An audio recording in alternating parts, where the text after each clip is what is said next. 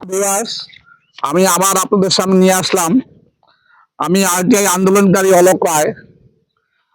আমি যে কথা ছিল যে আমি যে বিভিন্ন আরটিআই গুলি পেয়েছি সরকার থেকে, তা আপনাদের সামনে তুলে ধরলাম।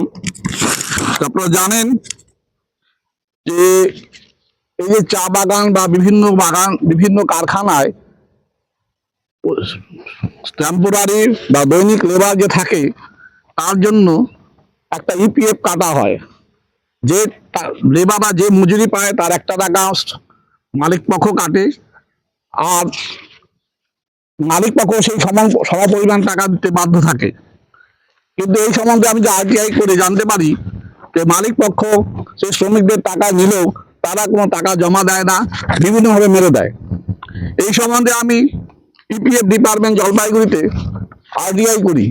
তারা যে আমাকে তথ্য দেয়, প্রায় 36 কোটি টাকার মতো দেখা গেছে মালিকরা প্রস্তুত করেছে। যাই হোক, এই সম্বন্ধে আরো আলোচনা করব।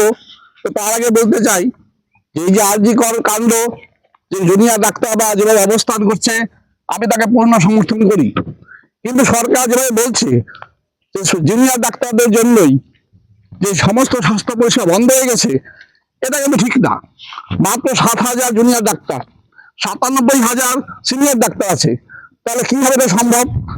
আমরা মনে করি এর জুনিয়র ডাক্তারদের আন্দোলনের পিছনে সবাইকে দাঁড়াতে, কারণ যে অবিচারতা যা হচ্ছে ওদের প্রতি, এটা ঠিক নয়। যাই হোক, এবার আমরা আসল তথ্যে আসি। যে মালিক পক্ষ টাকা জমা দেওয়ার কথা বিপিএফ ডিপার্টমেন্টে, সেই টাকা কিন্তু জমা দেয় না। এই নিয়ে আমি বারবার ইপিএফ ডিপার্টমেন্টে জানাই, এমনকি বিভিন্ন সংবাদপত্র উঠে। আমি এই সংবাদপত্রের গুলির মধ্যে প্রকাশিত হয়, সংবাদপত্রে প্রকাশিত হলেও আমি সেগুলো থানায় এফআইআর করি না, যার জন্য অনেকে জানতে পারে না।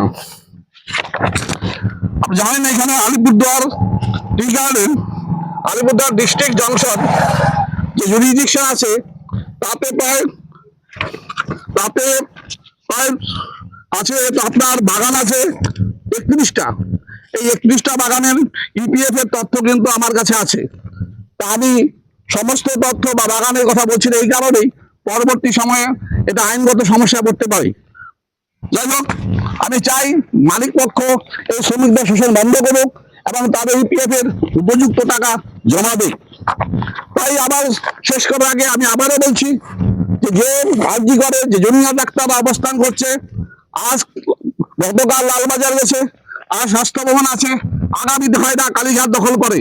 তা আমার মনে হয় মহামান্য প্রশাসক, সর্বোচ্চ প্রশাসক আছেন, আমি অনুরোধ করব, আমার একটাই অনুরোধ, এদের আন্দোলনকে সমর্থন করুন।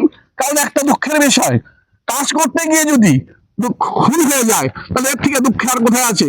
নিরাপত্তা নাই। তাই আমি আবার মনে করি এদের প্রতি সুবিচার হোক, এই বলেই আমার বক্তব্য শেষ করছি।